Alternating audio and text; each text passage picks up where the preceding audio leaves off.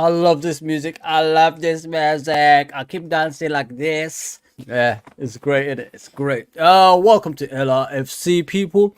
For like the larger name is LFC Red Forever. Please comment, like, share, subscribe, and all that good stuff that you see on the screen right there. So today we're going to be obviously talking about the preview for the Brentford game, Brentford away. It's going to be one of those games that you're going to be biting your nails because it's so tough going away to Brentford, especially Ivan Toney's back for them at front, and it's going to be difficult to handle. We're going to do the press conference of Jurgen Klopp. We're going to obviously talk about the next manager of Liverpool Football Club. A lot of people are saying it's that man on the screen, Xabi Alonso, ex-Liverpool player. He's a legend as well. He's won the Champions League with Liverpool Football Club, so don't forget about that. In 2005, he was a major part of that team that won the Champions League. So yeah, I can't wait for it. I'll give you the lowdown on it, and he's top of the league in Germany as well with Bayer Leverkusen, who just beat Bayern Munich, by the way. So all right, we're gonna do the press conference. Then we're gonna talk about the Premier League. Then we're gonna talk about the next manager. Then we'll do preview of the game. We'll do tactics. It's gonna be a long one today. I'm off, so let's do this, people. Let's do this.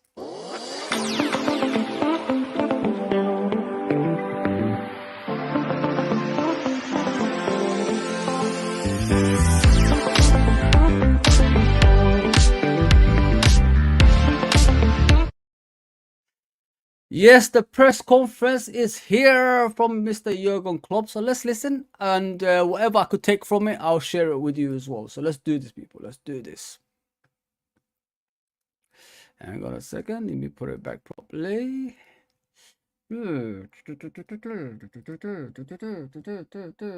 Let's go. An invitation to Sven-Göran Eriksson a few weeks ago, and nice news this week that he's taken you up on the offer and he's confirmed for the Legends game. How do you feel about that? Great. Absolutely great. I was always convinced that it will work out some way, and then this is now really nice. A legend coaches legends, so it's really cool. And I've never been here when the Legends team played, but I know from everything that you can use the whole facility, they train on the pitch, play in the stadium, also train here on the training ground and play in the stadium. So everybody who's involved in the organization tries to make it as great as somehow possible, and I think all the guys who show up here always enjoy it. And now with Sven in charge, and I cannot say they will now play better because Kenny is the actual coach. So now, with that experience on the bench, they should play a good game, and I'm really happy for Sven that he can have that opportunity. I can tell you, it's a good place to come. You around for it? I don't think so. No. Actually, I don't know exactly when it is. Looking ahead to this game, team news. How's it Yeah, looking so for Mo? for Will he be those back? who And don't know, Sven-Göran Eriksson is a Liverpool fan. He's he's a fanatic of Liverpool Football Club. He always wanted to manage Liverpool Football Club. So one of his wishes is to manage Liverpool. I don't want to go in depth like what's happening to him. That you could find that out on Google or the news. In regards to what he's suffering from, but one of his wishes is to manage Liverpool Football Club. So Liverpool Football Club decided, the Legends game, he could come out, and manage the team. My mate from Doug, Doug, he been on Sky News, and obviously he's been speaking about it, telling Liverpool Football Club, make Sven-Göran Eriksson's dream, wish to manage Liverpool come true, and now that's happened. So that's good from Liverpool Football Club. Listen, we're all together, aren't we? We're all Liverpool by heart. Supporters, whatever it is, we're all a family at the end of the day. And giving him this wish, one of the greatest managers that ever lived, and who never managed Liverpool, is something special. And I'm looking forward to that Legends game. I'm gonna watch it. And see him manage Liverpool. One of his wishes as well. Yeah. So let's get back to the press conference. If you want to know more about Sven-Göran Eriksson, what he's suffering from, just go on Google and just type it in his name, and it will come up anyway. I don't like to go on things like that. I'm not very good with things like that. So please, go on Google and just find out what he's suffering from. Okay, let's go to your club. Obviously, disappointing news around Trent, and it looks like he's going to miss the Carabao Cup final. What can you tell us about that, and how are Dominic and Thiago as well? Mo's back in full training. Yeah, that brings him automatically in contention, of course. Ivo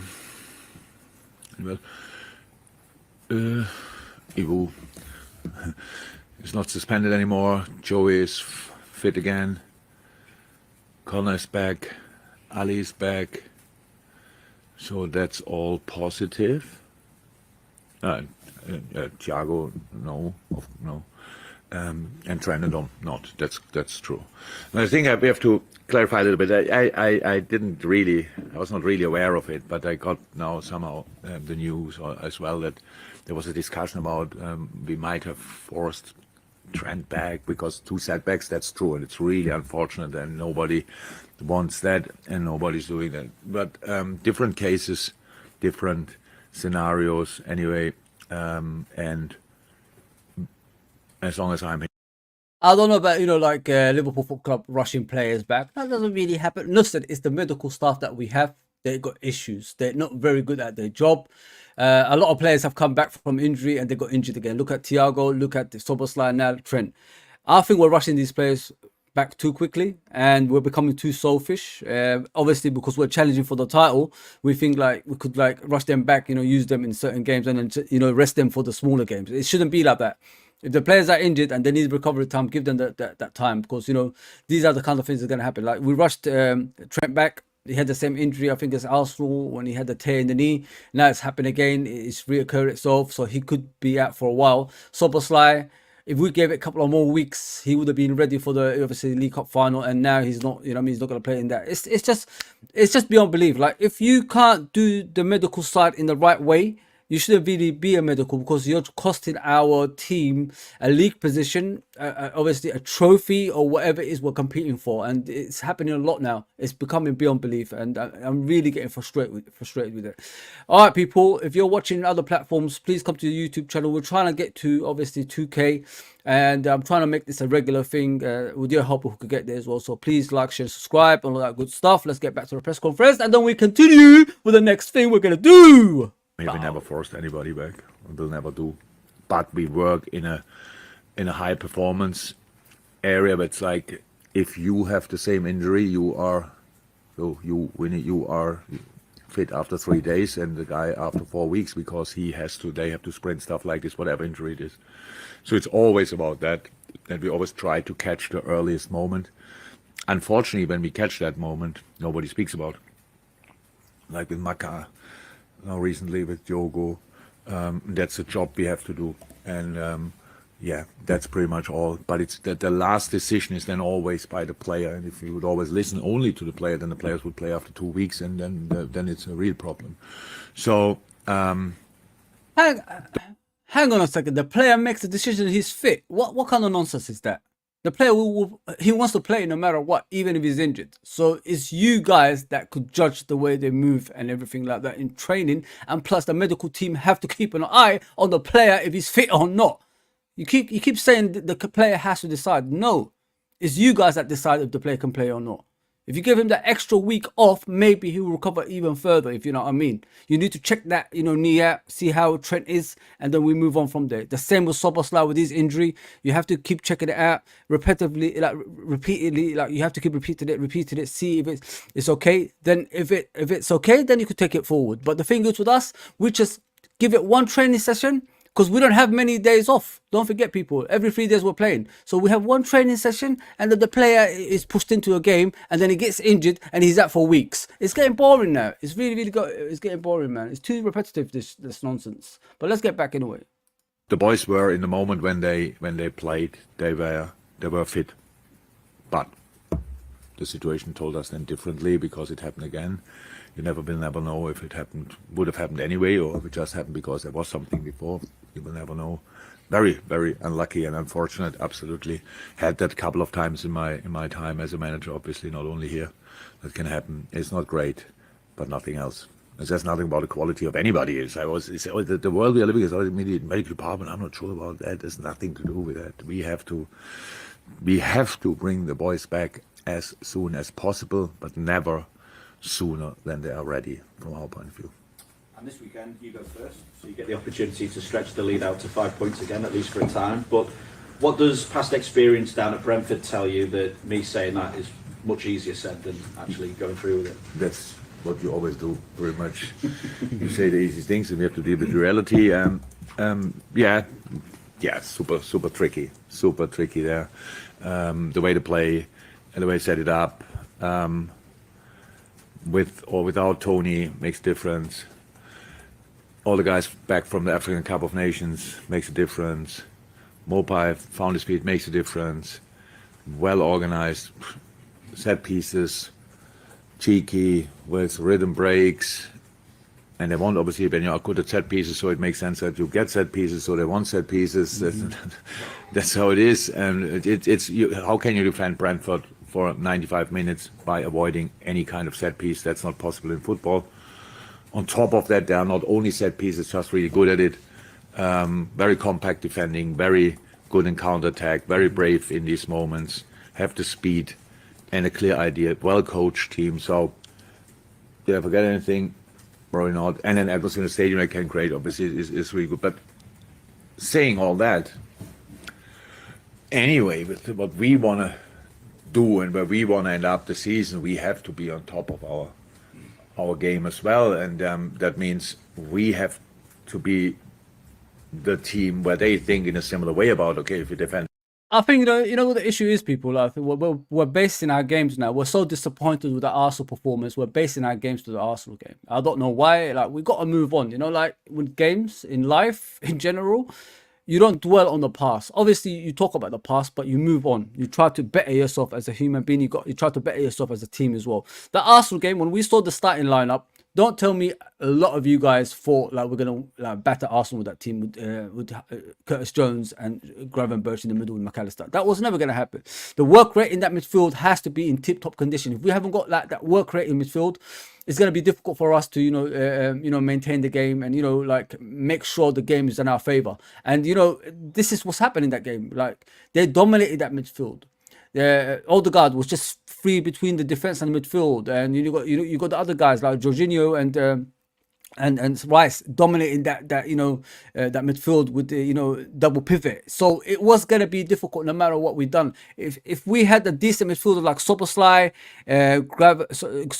McAllister, Endo, or something like that, then we could like match ourselves against teams like that. But it was just a mess all around. And I think it's time to move away from the Arsenal game. I think we're too dwelling. This is what Arsenal fan wants us to do. We're dwelling on it all the time. This is, like their mind games to Liverpool Football Club. They want you to keep being disappointed with that game in order for you to drop off, form-wise, and then that you're going to be dropping off the top spot. But we're still top of the league, people. So what we need to do is encourage the team, encourage the manager, and let's just keep going. That's all we can do. We can't keep going back to the Arsenal game. And Arsenal's not our rivals. Man City is our rivals for now in the Premier League. You know what I mean? That's the team that's the champions. This is the team we should be concentrating on mostly anyway. We've got a game at home against them. We have to win that game as well. But just keep winning our games and then let them win their games. Put the pressure on a regular basis, and I think we'll be fine after that. But please, people, like, share, subscribe. Like I always say, let's continue with the press conference, which is not long. It's only 15 minutes. So don't go anywhere. Come on, get in the comment section. Then they do that. If you defend this, then they do that. So, and that's exactly the way we have to approach it. And I'm really fine with the especially the resilience we showed recently. So it's just, yes, good form. Then Arsenal, obviously a proper dip there. Then Burnley, a super difficult game. But again, the determination, the attitude we showed in this game, dealing with a really difficult situation inside the squad, I really liked a lot. And now we have to be at our best. If you want to win at Brentford, you definitely have to be at your best. It's a really... You know what Brentford do, people, tactical wise, it's long balls over the top, and then they have to go and score a goal like that on a regular basis. Not only that, but from set pieces as well, they're very dangerous from set pieces. This is what we've got to concentrate on as well. The thing I want to switch to that as well. If we can't score in games, why can't we score from set pieces anymore on a regular basis? If you know what I mean, is the set piece taker as good as they used to be? Do we have to change our set piece takers? Because, you know, when Trent is taking it and Robertson is taking it, we're not scoring a lot of goals anymore. We need to get back to scoring from set pieces in order for us to score goals, to open up games. Once we open up the games, we're going to attack, because the opposition, they're going to come out of position, and, you know, we'll go behind them. You know what I mean? So we could do stuff like that. But we're not doing that. We need to get an early goal in order for the opponents to come out of position. Once they come out of position, we'll just score goals on a regular basis. This is why I think we're struggling in certain games, and we're always, you know, having issues in games. You know what I mean, people? We don't score early goals. We score deep into the first half, or, you know, start from the second half, and then, you know, it's just like it's too tight from that time. But if you score from the like early minutes, like the first 20 minutes of the game, the team has to come out no matter what, don't they, from, you know, to score a goal. So once we do that, we could go behind them and get more goals, if you know what I mean. So this is what we don't really do a lot, and the set pieces count, in my opinion. You know what I mean? When the games are tight and it's hard to get past them, we need another, you know, another option for us to score goals, which we don't really do a lot. And I think it's the set pieces is the problems, the set piece takers. That's where the problem comes from. I think like Trent is good, but does he create a lot from set pieces? That's what you got to look at. Look back at games. He takes the corners and free kicks. Do we score a lot from them? I don't think we do. But Soboslai started taking them when they were injured, and we were scoring for a couple of here and there. So we need to start changing things like that, if you know what I mean, people. There's too many set pieces that's wasted in games. Sometimes I'll see us take about 10 set pieces in one game. We don't even score one from it. And that shouldn't be acceptable. Let's be honest there. But let's get back to the press conference. Please like, share, and subscribe. Really if you're on smart other coach platforms, you know, come to the YouTube channel. Morning. Quite unusual for teams in the Premier League to play with sort of two central strikers, and obviously Brentford do that with Tony and Mope. Is that threat something that you've been focusing on ahead of this game? It's not that rare. It might be that rare because, what can I say, if Chelsea brings Gallagher, for example, whoever plays up front there in that role. So this kind of clear striker, but actually that's not the problem. The problem is the balls you play to Tony and how he can Manipulate it. not sure deflecting is the right word, but much more purpose in, but how you can bring it into the next player, how they react on that. Their second ball game is second to none. They're really good at that. But Tony is really smart in using his body in these situations. It's super difficult to get on the ball, because if you don't get on the ball, he goes down. If you get on the ball, then Tony goes down. They have a free kick, and you don't know what you want in these situations. Let the ball go through rather than creating a free kick. That's the situation. How I said, very smart what they do. It's exactly what I would do. I'm not sure, but could I? See, this is what he's trying to say. Like, Brentford are a very, very tactical team. Like, although like they're not the best to watch on the eye, they have their own way of playing. Even if it's ugly, they will win that way, if you know what I mean. So, by any means necessary, Brentford will win the game by set pieces if they have to, by, you know, long balls if they have to, by football, like doing dribbling, but if they have to. That's what Klopp is trying to say. It might not look pretty to the eye, but they get the job done. That's how it is, man. You got to win by any means, if you know what I mean. I'm not trying to say everybody can play like prime Barcelona, but, you know, if you can win your game the way you play, it's beneficial for you. You know what I mean? Do it. I'm really not sure, but it's very smart and keeps them for years now already, and for the next years definitely in the Premiership. So because it's really, and that's probably what Brentford wants. And so the development the club made in the last few years is really impressive. So the two striker thing is actually not the problem, but there are plenty others. In this fixture last year, just a year ago, just over a year ago, Brentford won it. Liverpool was sixth, 15 points off the top. Now here we are. It's radically different. Have you in any way been surprised by the pace of the turnaround? If I would have thought about it, I would have been surprised. Probably, I would never have guessed that. But but I didn't. We wanted to win the first game, but we didn't do it with Chelsea, and then we wanted to win the second. So I think that's how it works. We were happy with the. And there was a moment I really remember when we realized there's a really good squad we have together here. So now we have to use it, and you need luck, and you need. So this is what pisses me off about Klopp, you know, people. Like, I'm not happy with him the way he announced, obviously, that he's leaving at the end of the season. He could have waited to the end of the season to say that, you know what I mean? Okay, we could celebrate it with him at the end or whatever it is. But the saddest thing about this situation is there's a lot of youngsters coming through, like Kwanzaa, Bradley, McConnell. You know, all these youngsters are coming through for the first team, and you know, they think in their brain he was going to be the manager that's going to lead them to the next stage of their career. Now we have to wait and see who's going to be the next manager. Everybody's talking about Xabi Alonso, but I think it's kind of weird. You know what I mean? Like, you got all these youngsters coming through, and all of a sudden you decide you're tired, and you know, you're letting them down. It's not fair, you know what I mean? And not only that, you got the senior players that's drawn to you, that, you know, take low wages because of you, you know what I mean? And all of a sudden you're leaving. Van Dijk is the best defender in the world by far. We already know that. But Varane and all of them will take more money than him. But why is he at Liverpool taking that money? Because of Klopp. Why is Salah taking less money than Rashford? Because of Klopp. Why is, you know, all these other players taking less money than, you know, the other teams? Because of Klopp. So now, if that leaves us, what is the next manager going to do? And what is FSG going to do on top of that as well? Because they're not the kind of owners that actually give you a lot of money anyway to spend or give wages. You know what I mean? They give you bonuses and all that stuff. But, you know, wages like with the likes of Man United, Man City, Chelsea, and etc., we're not in power with them. That's the thing, people, if you know what I mean. And I'm worried because, you know, the majority of the players that's here, they're here because of Jurgen Klopp. Even cutting wages, they're here because of Jurgen Klopp. Now that's going to go away. What are we going to do next? You know what I mean? And I'm worried, man. He should have fulfilled his 2-year obviously contract that's remaining. Then he could have decided. I think he decided too early. He does that a lot. I've heard in Germany he did the same thing as well. But, you know, this could have been his dominant time, you know, at Liverpool Football Club. With the new, fresh, young team, other teams have to rebuild, and then you see, then you could have seen where they're going to go. But we haven't even been given that opportunity. It's a consistent trend with Liverpool Football Club with great managers, if you know what I mean, people. If you look back at Bill Shankly, Bob Paisley, Kenny Dalglish, Joe Fagan, it's the similar kind of things, you know, with our most successful managers. It just doesn't change, and it's really irritating me. Once we think we're back and we're going to be challenging on a regular basis, these things come and bring us down again. And listen, Klopp is tired. It is what it is. But I think it's kind of selfish, you know, the way he done it. He should have just waited to the end of the season. Could have told us on the last day. I don't know, last week of the season or something like that. We could have celebrated with him, you know what I mean? But yeah, this can be a make or break season for us as well. Like, if you look at the actual standing in the Premier League, we're top of the league.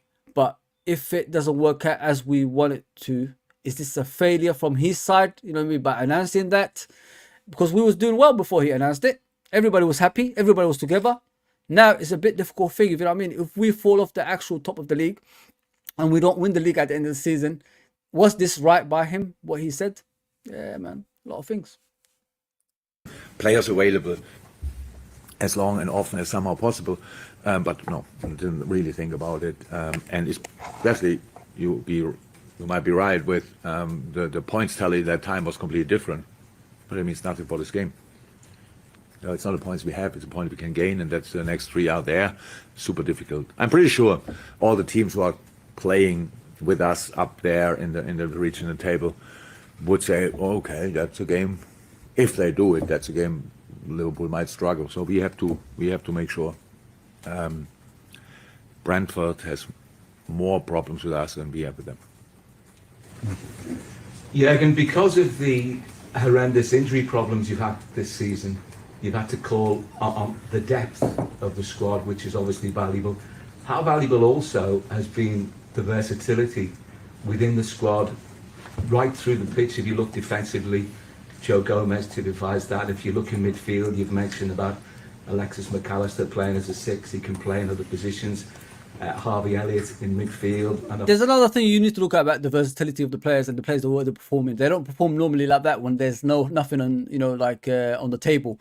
Not only is the Premier League on the table, there's a League Cup on the table, there's the Europa League on the table, and FA Cup on the table. There's, you know, there's international football as well. Euros are going to be in the summer as well. So there's a lot of things these players are playing for. Would they do this if the Premier League, you know, we was top of the Premier League, or we wasn't on top of the Premier League, or there was no Euros? Would they do things like this? I don't know. Everybody has something to play for. That's why the players are playing the way they're playing at the moment, people. So think about it that way. The seasons we haven't played for anything. It's the seasons there was no Euros, there was no World Cups or anything like that. We didn't perform to the standards as we should, if you know what I mean. This is the failure seasons, like the COVID season when Man City won it and all that stuff. So are they performing because there's Euros in place coming, or we're top of the league. They're just coming to a team that's top of the league. There's a team that's competing for the cup. Why are these players all of a sudden performing like to these standards when we needed them last season to perform this way as well? Because the personnel haven't really changed that much. If you look at the team, majority that's playing this season, they have been there last season. So why are they performing now, but last season they couldn't? We needed the Champions League football last season, and look at the Champions League now. The quality's gone downhill. We could have won 2 Champions Leagues or 3 Champions Leagues now if we kept together and those players done a high performance. The players that normally injured, they're not injured anymore. They're playing on a consistent basis. They're only missing out now and again because they're ill. It's a weird one. It's a strange one, man. I've always said it. You got to look into where the situation is at first. Is the Premier League? Are you challenging for the Premier League? Are you challenging for the cups? Is there a Euro? Is there a World Cup after this season? And it is. It's all matching up to me when I look in things like that. I'm not a forgiving person. The top end of the pitch, Diogo, right across the front line. How important and how valuable can that be between now and the end of the season for you? Yeah, very, very important, very valuable. But in general, that's how a football squad should be, and it's a good sign in general for football how players can, if you break down a little bit barriers in their own mind. That's my position. So Joe is a different game. Joe, when I arrived here, I think in the time before I arrived, he played left back. So showed as a very young kid he can play that probably, but is a centre half. That if you can play left back, it's obvious you can play right back. That's what Joey did in a specific way. Very good. Unfortunate often enough for some reasons, but very good. And now he plays the role either side. It's a really good example for versatility and You don't really need a rocket scientist to say like Joe Gomez can play as a right back, left back, and a centre back. You know what I mean? Like we tried him in the centre back. He won the Premier League one season. This next season, got injured, etc., etc., etc., etc. But with Joe Gomez, it's the consistency that's the issue with him. Like he could be injured and whatever it is. I don't mind that. You know what I mean? That's part and parcel of football. That's life. That's life in general. That's how it is. But the consistency as a centre back that he wants to be, he hasn't got that. He's not really good at aerial ability. He's not very good with the ball on the floor when he's a centre back either. But when he plays in the full back position, he's much better because he could use his strength and he could use like pace and power as well. But like I said, with Joe Gomez, he's a better as a full back than a centre back. Because centre back, you have to be brave, and he's not brave enough in that position. Like it's when people talk about Trent being a midfielder. Trent is good at passing, but is he brave enough to get stuck in with tackles and all that stuff? No. So this is what worries me when people are pushing Trent into midfield. It's a strange one for me. I gotta be real, and I don't think he will succeed in that midfield. I'll tell you why. Because he was the best right back at one time, Trent, and it fell off for some reason. I don't know why. But the thing is, say Trent plays in midfield and doesn't perform to the ability that you want him to perform at. What would you say then? Is that the end of him at Liverpool Football Club? You know what I mean? You got to be careful how you go on. He was the best right back at one stage. He just needs to get back to that. And not only that, at the beginning of the season, he was phenomenal in that right back position. I remember Doku at Man City trying to get past him. He couldn't get past him. So when he wants to play, he can play. It's just the injuries recently has cost him, playing like, that as he did in the beginning of the season. That's why he was struggling. So look at the beginning of the season. Look at till he got injured. It's two different things. You got to look at that. People. Development and improvement and the way I understand football anyway, that the only real positioning is when you defend. So if you're a right back, you defend on right back usually. If you're a centre mid, you defend this kind of area. When it's a clear situation, build up the opponent. If you lose the ball in any area, there's no position anymore for defending. That's the closest. If it's the number 9, he's the closest, then he has to go there and defend. So it's all different to the past when positions were positions and just play like this. No, it's good. It's good for football. It's good for us. Very good and very super helpful. And you always will find arguments for People, please put your opinions forward. You know what I mean? I'm even speaking over Klopp. Like I pause and I speak about what he says, and I challenge what he says, or I agree what he says. So please put it in the comment section what you think about the team. What you think about, like he's talking about Joe Gomez playing as a left back, right back, centre back. What do you think his best position is? Is he a right back? Is he a centre back? Or is he a left back? You know what I mean? So let's discuss things like that. Please go in the comment section and comment for me. And not only that, if you're watching from other platforms, which is Twitter, Twitch, and Facebook and all that stuff, come to our YouTube channel and subscribe. I'm trying to get to 2,000 subscribers.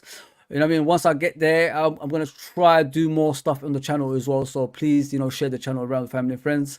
And, let other people that you go, when you go to other channels, just let them know about the channel as well. Much appreciated to that. Let's get back to Jurgen Klopp and what he's saying next. This or that position for this or that player, but we have to make decisions for the team on a day. So who is available, who is in good shape, and who fits together in the best way. And obviously with the injuries we had so far, most of the time we really could sort it. Let me stop that there. Don't you guys find it weird this season? Like, even with injuries, we're still performing in a higher level. It's been one of the best seasons of the Premier League history. We haven't lost that many games. We've lost twice. Tottenham game is debatable. Arsenal game is debatable. It depends on injuries and all that stuff. But if you look at, even with injuries, last season we had similar injuries, I believe, with the older players. But we didn't perform like we did this season. For some reason, like I said to you, it's kind of weird, isn't it? Euros are going to be coming. We're competing for every trophy. All of a sudden, the players, even, the ones who come in as a cover, they perform into a higher level. It's strange. It's very, very strange. I think we've had more or less more injuries this season. More or less more injuries this season.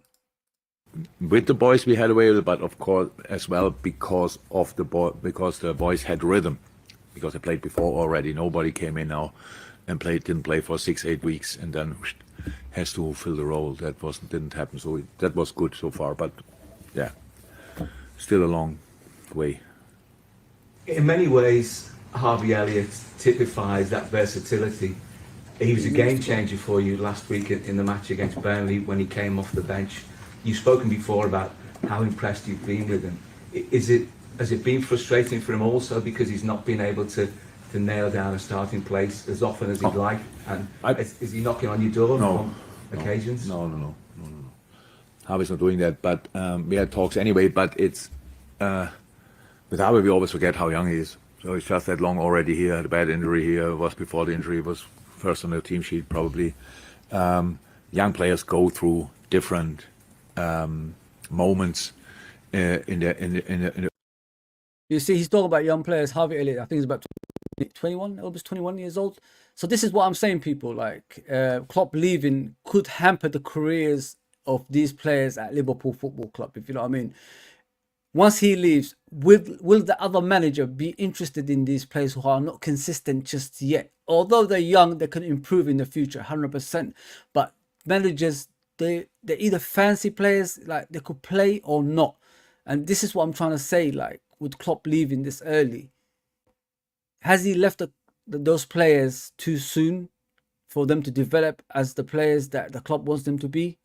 This is that's worrying for me. When I look at Harvey Elliott, McConnell, and you look at Bradley, you look at Kwanzaa and all these players. Will they perform the same way under a different manager with the different formations? If you know what I mean. So it's worrying signs for these youngsters, man, because not a lot of youngsters come through the Liverpool academy anymore like they used to in the past. The likes of Owen, Thompson, McManaman, Fowler, the list goes on and on. That's what's worrying, in my opinion, because Klopp worked from the moment he was here till now with the youth system as well as the first team, and finally he got the youth system together. They click. Now they can play in the first team, but he's going away. How are those players gonna perform now? Under the new manager, under the new system, and if they play like not to the expectation of the new manager, are they still gonna be there? It's a worrying sign for the youngsters, man. I'm really worried. The early days of their career, it's flying, not flying, working hard, not being in. That not him. All young players do that, so that's completely normal. And football's in general, but the younger we are, the more likely it is.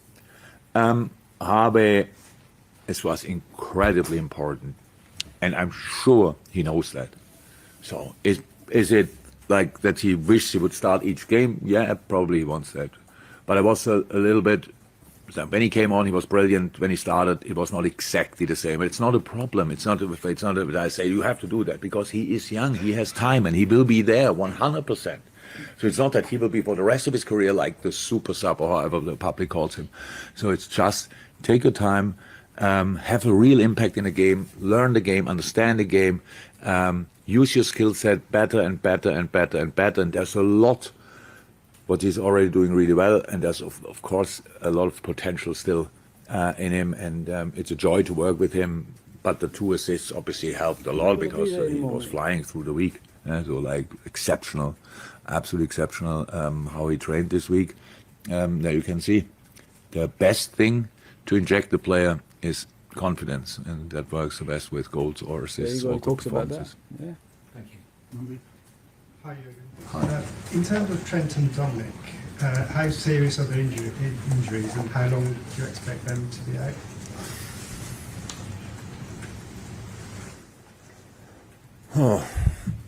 Oh, serious, yeah. Look, it's again a super intense period of the time. And I think people think now about the final, which is fine, absolutely. But before the final, we have Brentford and Luton, and actually, I didn't think a second about the final yet. It's just because always I can't play the final. Yep, that's one game, but we have before the 2 games, which is as bad. They cannot play.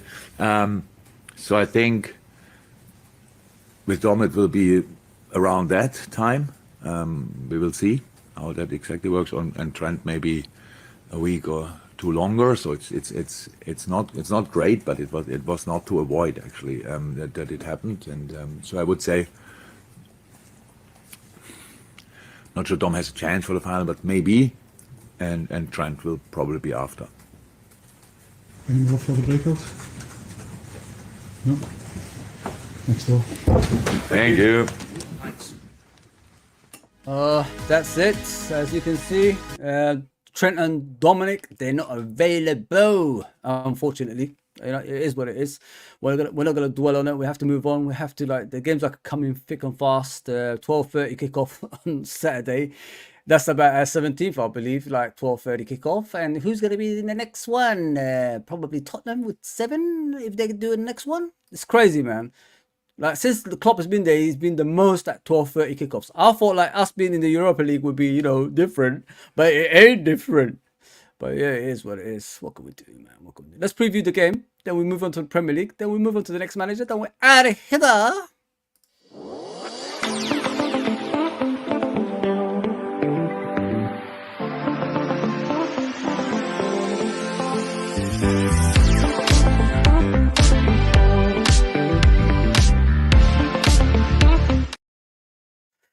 Oh, so the game against Brentford is here. It's going to be 12:30 Saturday, as I said. Another early kickoff for us, but luckily we had enough time to rest and, you know, train at the same time as well. So I'm looking forward to this game. Let's just be real here. We haven't seen Liverpool for a while since, or is it the Burnley game? It's going to be difficult. Let me just put it out there, people. It's going to be difficult. It's not going to be that kind of game. We're going to be, you know, strolling through and, you know, win. Man City went down there. Obviously, they got the win, but they were struggling at some stages in that game. And I could see Liverpool doing the same thing. But we just have to, you know, take a game at a time, be professional. In normal circumstances, we should beat these teams. You know, they're not a Champions League team as we should be. It's all about tactics. I think we've got a lot of players back from what I can see. But before then, let me just say this. Congratulations to Jürgen Klopp. He's manager of the month for January. There you go, people. He's not tired. He's manager of the month already. Like, is that tiredness? No. That's, you know, that shows like the manager is doing his job. And it doesn't need a lot of rest, as they say. The player of the month is this guy, Diogo Jota. Salah went for the African nations. So yeah, he went for the African nations. Jota came through, and Jota became, you know, player of the month for January as well. Jota's been phenomenal, people. But it's not the first time he did this. He's done this a lot of times in the past, and congratulations to him. Congratulations to him. Let me do the tactical board. Obviously, how Liverpool is going to play this game, and then like we could move on to the rest after that. So let me do the tactical board. Let me do it. Let me have it. But please get busy in the comments. I can see there's a lot of views in here. me. I've been away for a bit, but I've been trying to get back. Yeah. So this is my starting lineup for the game. It's gonna be oh damn, what is this? Here we go. Should the likes of what's his name? Hang on. Have I got him on here? Let me check. I don't think I have him, Conor Bradley's back, by the way, people. He's back in the team. And let me bring him up, actually. Yeah, Conor Bradley is back in the team, people. As is the likes of McAllister. Salah is back as well, they said. So Salah is back in the team as well. So that's another one. That's a bonus, isn't it? That's a bonus. That is a bonus. But let me do this, man. I don't know. This is the head-to-head with Brentford. You can see from 2003 all the way to 1989. Damn, that's a long time. And you know what happened in 1989. Yeah, so that's the head-to-head. So just check it out while I try to fix Conor Bradley in the team. I don't know why he's not on there. He should be on there. Don't know why. Yeah.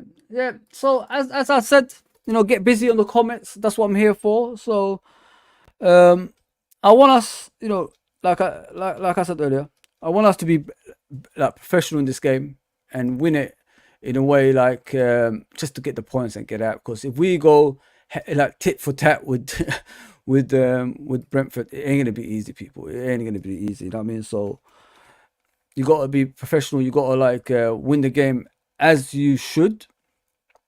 And don't do the Arsenal performance like that first half that we did at Arsenal. That was terrible, people. Absolutely terrible. I don't want to think about that game anymore.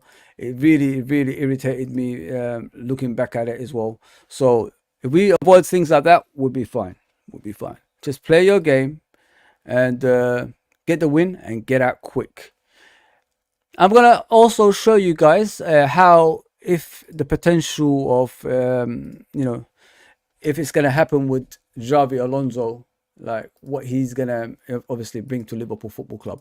So far at Bayern Leverkusen, he plays a free at the back, and I'm a big no on free at the back, because we invented free at the back with Roy Evans. It wasn't the most pretty football that we ever played, but it was the most pretty football that we played, but it wasn't bringing you the results that you wanted. It was great to watch with McManaman in the free role, Robbie Fowler, Ian Rush, Collymore, McAteer, etc. It was good to watch, but it didn't really bring us any success, if you know what I mean, people. So that's what I'm trying to say.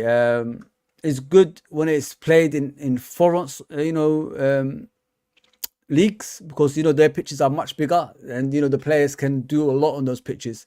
But if it's the Premier League, it's a smaller pitch, and then you get A to B so quick, if you know what I mean. So they could double up on the wing, like a right back and a right winger on a left wing back, and then the centre back comes out of position, and they could score goals. That's what I'm trying to say about the free at the back. That's why if you look back at the greatest managers, even the current managers, none of them play a free at the back unless they have to now and again. That's the only thing I could say about that.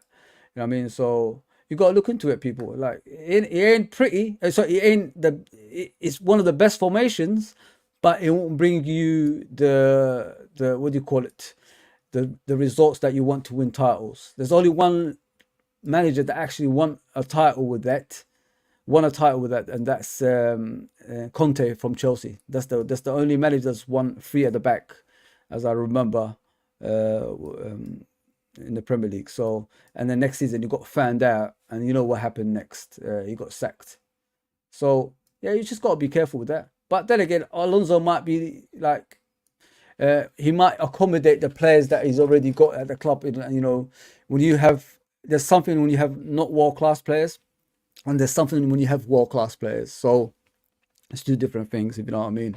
Sorry, mouth is drying up. I apologize. But get busy in the comments. This is my starting lineup for the game.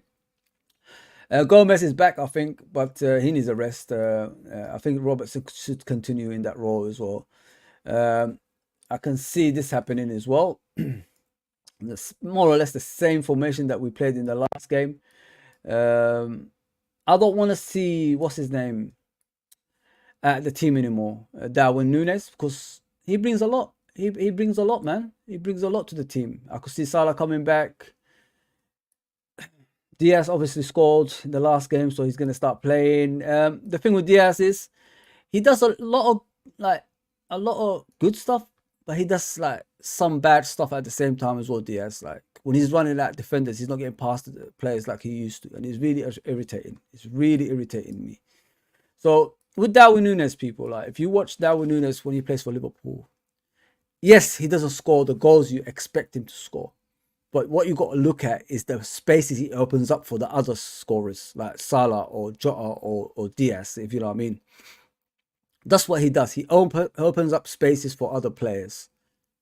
Yes, he doesn't score the goals, but he causes problems for the opposition. I could guarantee you majority of the teams in the Premier League, the defense especially, when they say Darwin Núñez is not playing, they got a sigh of relief. They're just celebrating. But when he plays, I guarantee you they're panicking already. They say, not him again. He's going to give us a headache today. He runs all over the pitch. You know what I mean? He goes everywhere. He goes on the right. He goes on the left. He comes deep and collects the ball. It's just a problem. The only thing that's missing is goals. But once that connects, the most dangerous striker in the world of football, in my opinion. So this is my starting lineup for the game. I know everybody wants Gomez as a left back, but I want Robertson to have a run now. Like, you know what I mean? See if he's back to his best. If not, at least we will know it's time to let him go in the summer. You know what I mean? It's a harsh thing to say. Yes, he's a cult hero and all that stuff. But if he can't produce the performances that he used to produce before, what's the point of keeping a player that's aging? Who's going to hit 32? Or he probably already did. I don't know. You know what I mean? So you got to look into things like that. If you could get money for him at the end of the season, sell him off. You still got, money there to get another left back in. I know like he's a cult hero. I know everybody loves Robertson, but he's becoming different to the team. Like he used to be influential back in the day. I don't see him as the influential player anymore. He looks like a player that's, trying to find his best form, but it's not happening yet. Yes, he come back from injury, but you got to look at before the injury how he was performing, which was, the same level as he's performing now. Now he had that rest. Now his shoulder should be all right. Let's see. Give him a run of games. Let's see if he's going to start performing, and on a regular basis. And stop hitting the ball over the bar, man. I'm getting tired of that shit. Endo came back. Yes, it took him time in the game, against Burnley. He was struggling, to get into it. But if you look at the second half performance, Endo was probably the best player on the pitch by far. I got to be real. McAllister on the right didn't work out. But that's the position we brought him for. Continue with it, persist with it, and then we'll see what's going to happen. He's an intelligent player, people. He's an intelligent player. So give him a chance, man. Give the guy a chance. He will come to his best on the right side until Szoboszlai and all those players get fit. Curtis Jones, he's growing on me now, people. Finally, I've always asked for creativity, goals, and defensive ability, as well as being influential on the pitch. And he's doing all that and more right now, and I'm loving it for that. I'm loving him for that as well. A lot of people were happy for him just to pass the ball side to side, back to front, and that is it. That doesn't work like that. Football doesn't work like that. The kid's got more ability. He's got more ability than everybody else. So we need to see more from him, if you know what I mean. And this is what we're seeing at the moment. Let me get to the comments as I'm going through, man. Apologies for the comments. I haven't said anything today. Apologies for that. Big up, James. Thanks for coming on. It's been a while, folks. I hope you are doing well. I'm good. Always good. Thanks for always asking as well. Thank you very much. James says, Brentford next. I see this as a difficult game, to be fair. Yeah, you're right, man. 100% it's going to be a difficult game. I've got no doubt about it, man. Joe Powell says, how are you, fella? I'm good, man. I'm good. Time off. So I'm even going to the Fulham Luton game at Anfield. I'm going to that game as well. So please tune into the channel. I should do bits here and there and talk outside the stadium for the first time in a while. I want to do content, innit? I want to do my contents, talk about my football club and all that stuff. So I'm going to really enjoy it now. Really, really enjoy it. Thanks for coming on, everyone, by the way. I don't really give any notice. It's just a short. So I give short notice nowadays, and people still come on, man. I must be doing something right. Notification is kicking. Yeah. Sorry. It's been a while, isn't it? Very important games. Jason says on Sunday, 100%, no doubt about that. We love to win. So we have to win. We have to win. Apologies. Philip says we have to win all our games before the City visits. Yeah, before the visit of City. You're 100% right, because if we drop off points and they get that lead, it's going to be difficult for them, for us to catch them. Once they take that lead, Man City is very difficult, people, to catch them, and we don't want to go through things like that, if you know what I mean. So yeah, listen, you're 100% right, Philip. Like, before they come to Anfield, we have to win our games. Like I said, we have to be professional in our games. Just take it a game at a time, and then take it to the next game, then the next game, then the next game, like that, instead of like rushing and trying to do things out of the ordinary and then lose games like that, lose points like that. It's not the way of going about it. We're title challengers this season, people. We're title challengers, whether we like it or not. We're title challengers, you know what I mean? But just don't fall for the trap of the other teams, if you know what I mean, as well. So as you can see, people, that's my starting lineup for the game. Konate come back, Bradley comes back, Robertson at the left back position. You got Endo, McAllister and Jones, and you got Diaz on the left, you got Nunes on the middle, and you got Salah on the right. Salah might not play. It could be Jota, because Jota's player of the month so far. So it could be, let me take Salah away. Maybe Salah comes off the bench this game, and Jota is the man. We've still got to talk about, the likes of what's his name, Gakpo. Like, is he making enough impacts in games in order for him to start in the team? Maybe not. I don't know, man. We've got to speak about that, people. Like, I think we're too quiet on Gakpo at the moment. He's not offering a lot, people. He's not offering a lot. He needs to start, performing in the first team, in my opinion. But the thing is, when we take out this guy and we bring someone else back into the team, like Gakpo and that, the team ain't the same without Nunes, man. The team ain't the same without Nunes. You got to be realistic. You got to be truthful to yourself. Without Nunes, we ain't the same team. Nunes is everything that makes us attacking players that much better. That it elevates them to the next level in regards to getting goals. We're not a threat without Nunes up front. Look at the Arsenal game. How many chances did we create in that game? Not many. You look at the Burnley game. How many chances did we create with Nunes up front? Lots of chances. So you got to look at it that way, people. You got to look at it that way. Yeah. So let me get back to the head to head. And then we move on to the next bits. Where is the head to head? Yeah, there you go. Let's get back to that. As you can see, the last game we faced them, it was 3-0 to Liverpool, which was the last game, obviously, at Anfield. 3-0, 1-0 to Liverpool, 3-1 to them.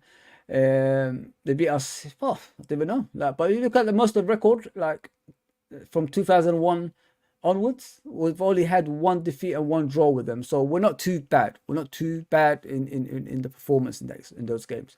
So yeah, I can see us winning by 3-0. You know what I mean? If everything comes together, we'll be professional. The bench is going to be more stronger than usual. But listen, guys, we have to win. We've got no choice but to win. Like I said in the comments, we have to win these games. We can't drop off points anymore. We just can't. Yeah, but yeah, next we move to the Premier League. Let's check out the Premier League, innit? Let's see the fixtures as well.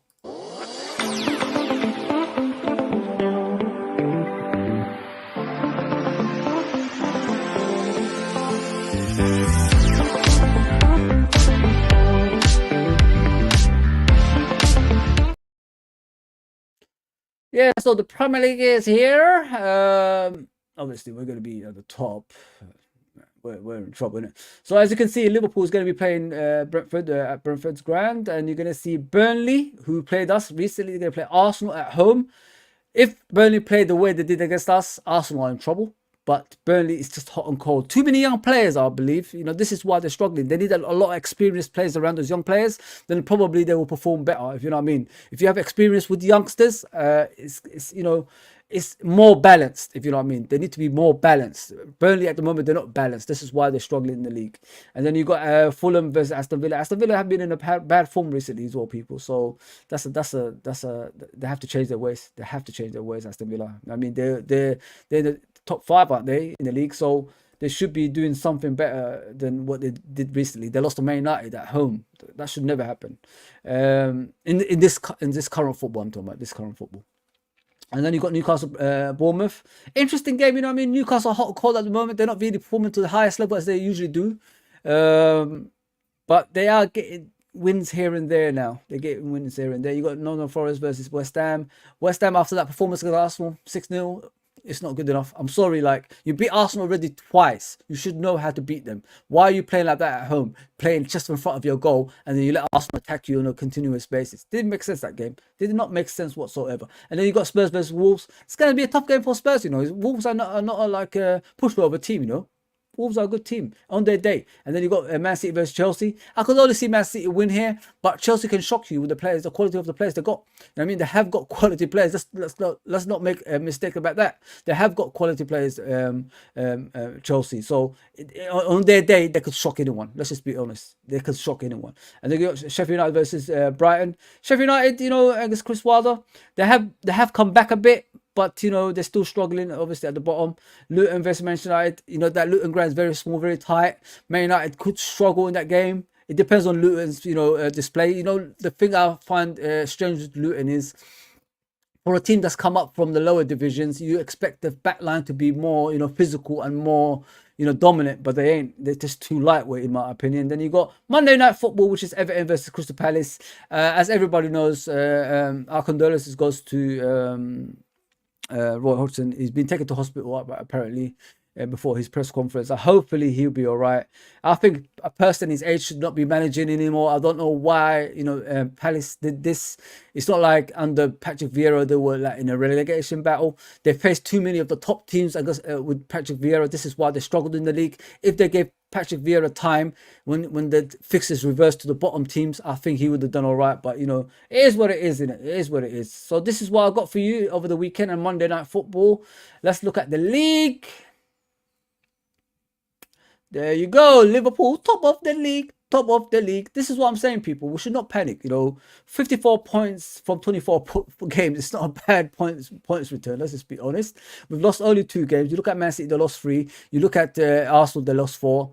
It is what it is, people. I wouldn't worry about, you know, our performances in certain games. Sometimes, you know, it's a bad day at the office. We just have to cope with it. But if we keep going on about it, this is why, you know, we don't really, you know, you know, us as fans don't recover quickly. Do you get what I'm saying? We don't recover quickly from bad losses. We need to like understand we need to do that for us, you know, to calm ourselves, you know, and give the support to the team back.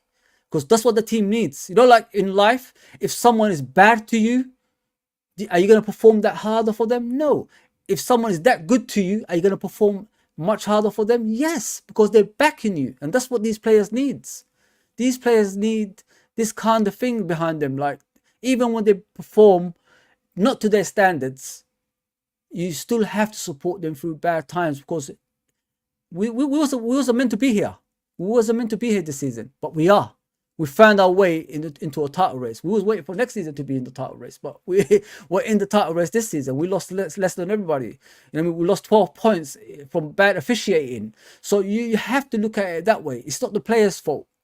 It's the officials, Premier League, FA, whatever it is. They combine. If you combine that together, they're against Liverpool. So you can't really blame the players for those performances that we get, you know, here and there. Sometimes, you know, it overextends their ability. Like if you're playing every 3 days, where's the rest? There's no rest. Arsenal had about 8 days rest before our game. I mean, we played 3 days before against Chelsea. So this is what I'm trying to tell you, people. It balances out. You know what I mean? So we've got to take it easy on our players, man. I think we're too harsh at times. I get angry after games when we lose, but I get over it in the same day. You know what I mean? Then, you know, I have to support the team after that and give them, give them encouragement to go the next game and win, things like that. Like I said, in life, if someone is bad to you, do you perform for that person? No. If someone is good to you, do you perform for that person? Yes. So you got to look at life in general. Salato says, I love Liverpool a lot. So do we, brother. John Conway, big up, bro. Big up, big up. Jin says managing Liverpool is training. It's a constant pressure. That's why the average lifespan is 5 years. Sorry, it's 5 years. I agree with you. Listen, Liverpool is a tough team to to manage. I've always said that it's not the most glamorous hot seat, in world of football, because not only you got to balance the football team, you got to balance the city. The city is on your shoulders. You look at Bill Shankly, you got Bob Paisley, you look at Joe Fagan, you look at Kenny Dalglish. It takes a lot out of you managing this football club. You know what I mean? You have to get involved with the tragedies as well as the positive stuff as well. So it's so much you got to take as a manager at Liverpool Football Club. If you let the manager concentrate on the footballing side of things only, maybe they will last more than most. You know what I mean? But the thing is, it's just too much. This is why I worry about the League Cup final. Are we going to boo the national anthem while the King Charles has got cancer? Are we that type of fans that we're going to boo the national anthem? Like I said, booing the national anthem does play a lot into Liverpool not like getting the decisions on the pitch. When the system plays, when you go against the system, they will go against you. If you know what I mean, people. Think about what I'm trying to say. And this is why we get bad decisions. It's not a coincidence it balances ourselves out like that. There's a reason we get bad decisions, because we behave in a different way. Rightly so, don't get me wrong. We are against the system, the way they treat Liverpool, as a city. But there's a different way of going about it. You don't want your manager to leave. You don't want your football club to be, taken out by purpose and things like that. So you got to balance it out properly. Are we going to boo the national anthem in the League Cup final while the King's got cancer? We have to wait and see that, man. We've got to be careful, man. We've got to be careful how we're going about it. Listen, I don't disagree with Liverpool fans. You know what I mean? I know how the system treats Liverpool as a city. It's completely wrong. It's completely wrong. But we've got to find a way outside football to, have a go at them at that. It is what it is. Turn your back. You don't have to boo. Turn your back on like Anton said, turn your back on the national anthem if you have to. Just go back. Everybody just turn your back. Don't boo. Just go back. You don't have to do that. Yeah. So that's obviously the Premier League, as you can see, people, all the way to the bottom. The same about Everton's gone back down there again. You got Sheffield United, you got Burnley, you got Burnley at least have come up, but the points, come on, man, 13, 19. It's gonna be a lot. It's gonna take a lot from them to come up that table. You know that, a lot. Yeah. So this is how the Premier League is. Let's go back. This is what I want to talk about right now, people. I want to talk about, obviously, Xabi Alonso and Jurgen Klopp.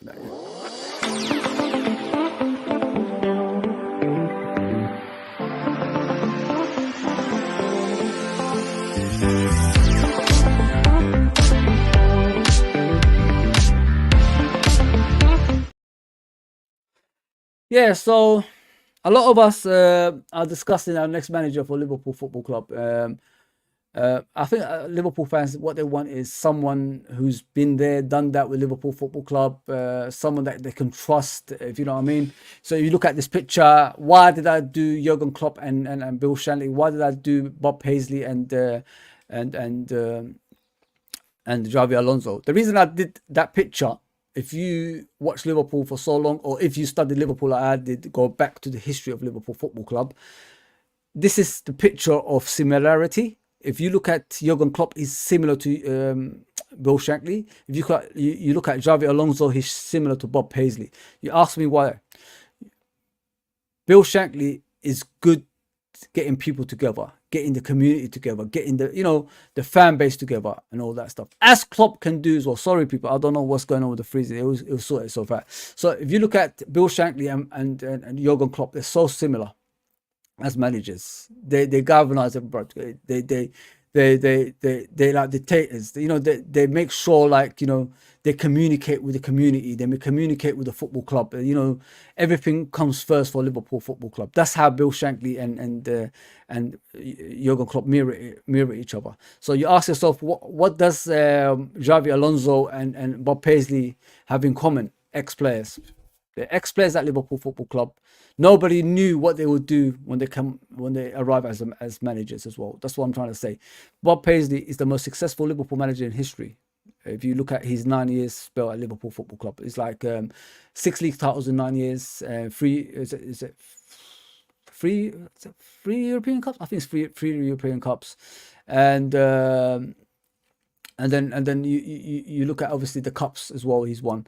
So and then you look at Xabi Alonso, ex-player for Liverpool, coming in, similar kind of thing, taking over from someone similar to Bill Shankly, and he could elevate us to the next level. If you know what I mean. This is how I see it when I'm looking at Xabi Alonso. I'm gonna miss Jurgen Klopp, obviously, as a manager. He's done more stuff for us than any other manager in the last 30 years. I did obviously talk about Jurgen Klopp for years, man. Since he's been here, like I said, he's my second best manager I've ever seen in my lifetime. It's next to Kenny Dalglish. I will miss him in regards to the way, you know, he was around the club, the Champions League nights and the lights, you know, challenging Man City on a regular basis. I wish we had more success in those times. But, you know, the guy's tired. The guy can't do it anymore. So we've got to let it be for what it is. And it's upsetting. We've got to move on. And then you got Xabi Alonso, ex-player for Liverpool Football Club, a legend at Liverpool Football Club. He knows the ins and outs at Liverpool Football Club as well. He comes and visits and watches us now and again.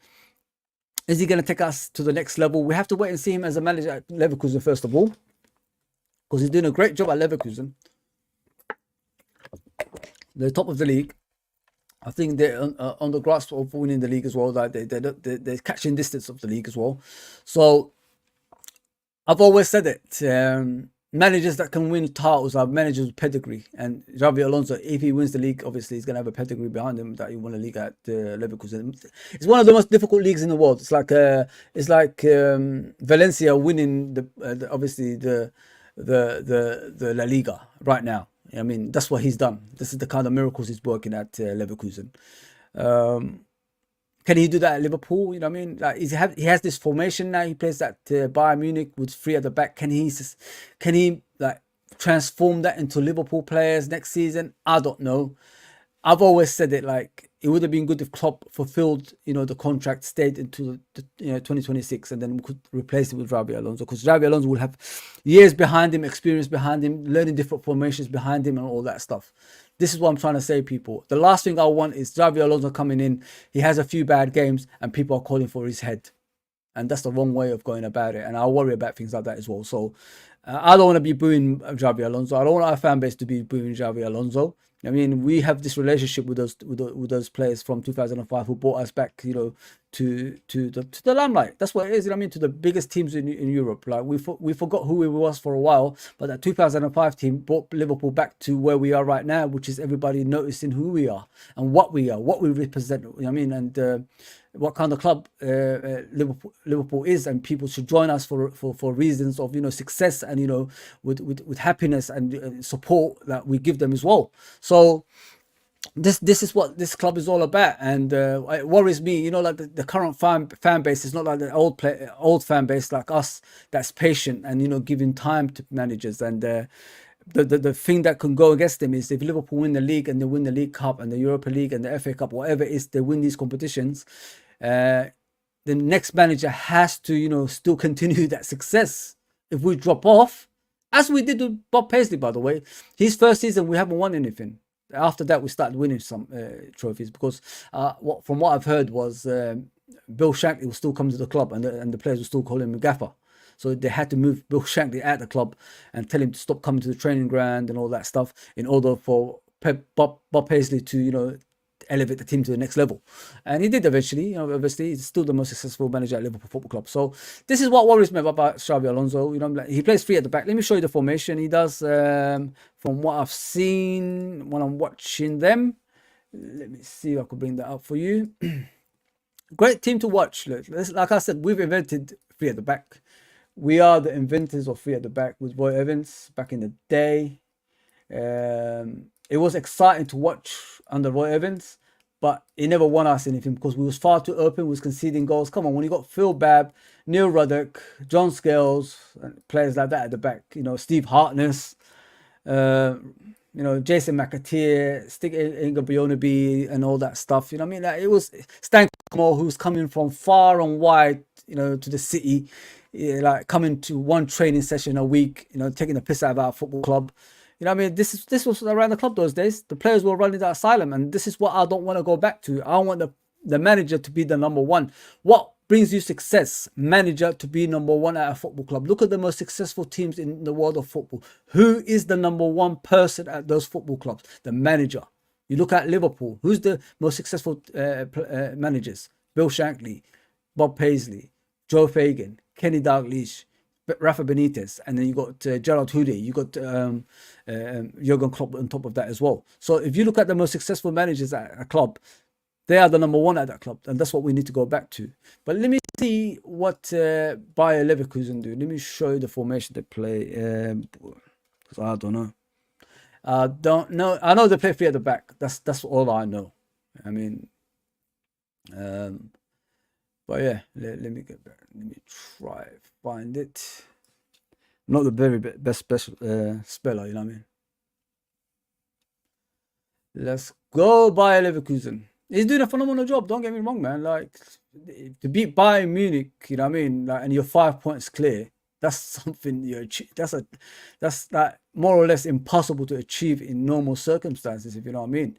Bayern Munich is just written to win that league on a regular basis, and they beat them, and they beat them convincingly as well. So what they do is, let me show you. So they play. Yeah. Forget about the numbers. Forget about the names. There. Let me show you what they do. So this is how Javier. I don't listen. I could be wrong. I could be wrong. I could be wrong. He might not play this formation. He might not play this formation. If you know what I mean. He might come and play similar formations that he does would do at Liverpool. He might play four at the back and all that stuff. But this is how he plays right now. Let me show you. What is no. Let me bring the. It's an interesting formation. I mean, it is what it is. You know what I mean? I'm not trashing it like people think I do. I don't really trash it. I just don't want to go back to what we used to be, which is like playing three at the back, expansive football, which, is open and, exciting to watch, but you don't win a lot with it. Do you get what I'm saying, people? That's the downside about this formation. And that's the worrying part for me. Something I've seen before that hasn't worked. But if you look at Xabi Alonso, it's working. You know what I mean? So you can't really argue with that. So this is how he plays. And he plays, just say, let's put Salah here, Diaz here. So this is how he plays. Diaz here, Nunes here, one striker, and where's Salah? So this is the formation he plays. That's what I'm trying to tell you, people. Like, it's a difficult formation, you know what I mean? In the Premier League, especially, like I said before, you could get A to B too quickly in the Premier League, but in those wide pitches in Germany, it takes a while. It can work. But if the opponent goes this way, they could double up on the fullback. You know what I mean? If they're playing four at the back and wingers and all that stuff, look at the space for two players. So he has to commit himself as a fullback, like to the ball. So there's this space behind him for the strikers and all that stuff to get in. Do you get what I'm saying? Or the wingers. So this centre back comes out of position. These will probably commit forward. And look at the spaces that you could go through. This is what I'm trying to say. This is what used to happen to us under Roy Evans. And when we invented that, it was exciting to watch. But the centre backs will pull that out of position. Like if he goes there and he goes and commits himself, look at the space. See, this is what I'm saying. There's always going to be double ups everywhere. This is why it didn't work for Conte. It only worked for one season because people didn't know what it was. Come on, Victor Moses was part of that Premier League winning team. You know what I mean, Victor Moses, he was part of that team, but was he exciting? Not really. So you got to look into things like that, people. Listen, if it works, it works. I'm not here, to be against Xabi Alonso and his new formations and things like that. If it works, it works. Congratulations and all that good stuff. But this is how he plays. And this is what I'm trying to tell you. It worked for him in Germany, but in the Premier League, because the tightness of the pitches and all that stuff, can it work? We have to wait and see if he's going to do that. You know what I mean? So this is the formation he plays. Double pivot with three at the back. Too many defenders, in my opinion. And then we'll see. We'll see. Yeah. who do I want as a manager? I don't mind Xabi Alonso anymore. Like, people convince me about him, like, as a manager. I think if he wins the league in Germany, that's a big coup from Liverpool Football Club. He always says, he only talks about Liverpool Football Club, that he wants to manage us as well. So why not? Why not, man? Why not? I've been convinced. I've been taken over by our fan base. They took me in. When I thought I was out, they took me back in. Oh, they pulled me back in. That's it. They pulled me back in. Let's see what Press Salah says. Hello, 3-1 to Liverpool. The Reds, my 11. Ali, Gomez, Konate, Virgil, Robbo, Endo, Maka, Jones, Jota, Nunes, Salah. I don't know if Salah's going to start, bro. I don't know if Salah's going to start. City still have to go Spurs and playing against Arsenal. Oh, City have to go to Spurs and 100%. They have to, innit? 100%. They have to go down there. You know what I mean? Brentford, Liverpool 3, Brentford 1. Big up Gigi as always. Big up Fozzy. If we can avoid a slow start and start with counter pressing football, we can catch Brentford off guard, because they'll start fired up to confuse Liverpool. They will start fired up, 100%. They will start fired up, and they will try get the early goal and all that stuff. That's what Brentford is all about, bro. They kick the ball over the top and they chase the ball. And this is what we're going to see in this game. So we just have to accommodate it. This is what I've always said. Do Liverpool actually watch videos of these teams? Sometimes I don't think so, because we play different kind of football. Like, if you look at the for example, the Arsenal game, it's like we haven't watched them, the way they played, the way they pressed us, the way they got the ball off us, the way they made sure that we didn't get past them with the ball and all that stuff. You know what I mean? So it's a weird one. It's a weird one. But you're right, actually. Early goal, like I said, Gigi, early goal. Get them out of position, and then we could get more goals after that. John Conway says, I don't like playing free at the back. Yeah, John, you remember the old days with Roy Evans, mate. You're older than me, so you remember what we seen. It was the most attractive football, but it wasn't the football that brought you trophies. That's the way I'm supposed to be saying it. That is the way I'm supposed to be saying it. Gigi says, if Alonso joins Bayern, we must get manager who can bring back heavy metal football to Liverpool. Miriam or Angie, I don't know how to say his second name. So Ange, I'll say Ange. Amorium, is this guy the Portuguese manager? I think you're talking about the Portuguese manager that's hopefully I said his name right. At Sporting, I think is he at Sporting or something like that? I keep hearing about him a lot.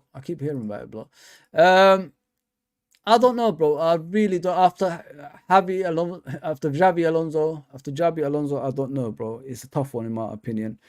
It'd be sad if he goes to Bayern Munich. You know what I mean? Let me just put it that way. I'll be upset. I'll be really upset if Xabi Alonso goes to Bayern Munich. I'll be I'll be like that. But it is what it is. Yeah. That's me done, people. I hope you enjoyed this, man. I know, like, it's a short notice thing. You know, I don't really come on here a lot. Just work, man. Just working in it. I got to provide and pay for the house. So much stuff, man. So much stuff. Philip says we don't need Mo to start. That's why, in my opinion, he should be eased in from the bench. So he's ready to start for the League Cup final. Yes. Oh yes. We don't need to rush him, bro. We don't need to rush him. You know, the king is back. Jota is doing the business. Jota in the play of the month for no reason. You know what I mean? Jota's been doing the business, so he must be doing something right. Yeah, it is what it is. Yes, people. I really enjoyed this today. Not a lot of comments, but I have enjoyed it. I gotta be real. It shows, you know, I get support even when I'm away for a bit, and it's you know, it makes me happy. It makes me happy that you guys still support me even when I'm away for a bit as well. It's not a lack of trying, people. It's the tiredness and all that stuff that comes together. I work days and nights, 7 to 7, 12 hours a day, and 7 days a week, and I have to switch in between 2 days and nights. it's tiring, man. I wish I could do this every day. You know what I mean? I could make this as a regular job, but it's a risk, innit? It's a risk. But with your support, maybe I could do a lot. If, you know what I mean? Like I said, if we could get to the 2,000 as soon as we can, then the 3,000, the 4,000, 5,000, all that stuff, then we'll see where we can go from there, innit? It's all about the viewings and the likes and all that stuff that will actually, you know, get the channel going. I don't really do, you know, I don't listen, whatever you contribute is up to you, but I'm not demanding anything. I don't really need that stuff. I know everybody struggles in life, you know what I mean, and all that stuff. So that's why I don't really do this other stuff they're trying to make me do, which is, you know, behind the scenes kind of streams and all that stuff. And I'm not that type of person, people. I'm sorry. You know what I mean, life is a struggle as it is. You know what I mean? You need to support yourself and your family at the end of the day. So whatever you contribute on the channel is good for me. I agree, but you don't have to stretch yourself in life to help someone. Help yourself first, and then if you could help someone else after, it's just it's a nice thing from you. That's what it is, man. Help yourself first, man. I've always said that. We love bringing you content. Don't get me wrong. We love bringing you guys contents and all that stuff. I bring it because I want to share something with you guys. You know what I mean? Because, you know, Liverpool Football Club is my life. It's always been my life. I play football. I've done everything. But now at this age, I don't do a lot. So the next step for me is, you know, to bring you something like this, like to share with you guys and, you know, give you knowledge and give you support if you guys need something. You know what I mean? And sometimes in life, you know, like doing things like this can help someone out as well. They might be having problems in life. Maybe they could come onto a stream and, you know, enjoy it and, you know, have a laugh or, you know, ask questions about your football club and things like that. And, you know, I could contribute in some kind of way by my feedback towards your questions and all that stuff. So it's always helpful. That's why we do it, people. That's why we do it, man. It's not all about arrogance or anything like that from me. I'm here for, you know, just talk about my football club and the people that support the channel. I'm here for you guys as well. You know what I mean? That's what it's all about. But please, people, if you're on other platforms such as Twitch, Twitter, Instagram, Facebook, and, you know, and all those other places, come to the YouTube channel and subscribe. We're trying to get to 2,000 and, you know, contribute in your way. It's only hitting a button, saying like, subscribe. It doesn't really cost anything. It's free. So, yeah, do that for us. John Conway says, great stream. Thank you, mate. I hope I covered everything I could. Thank you to everyone that tuned in anyway, man. I can't read all the names, but thank you for everyone that's come on. I appreciate you all. And I'll see you soon. Take care, everybody. Take care.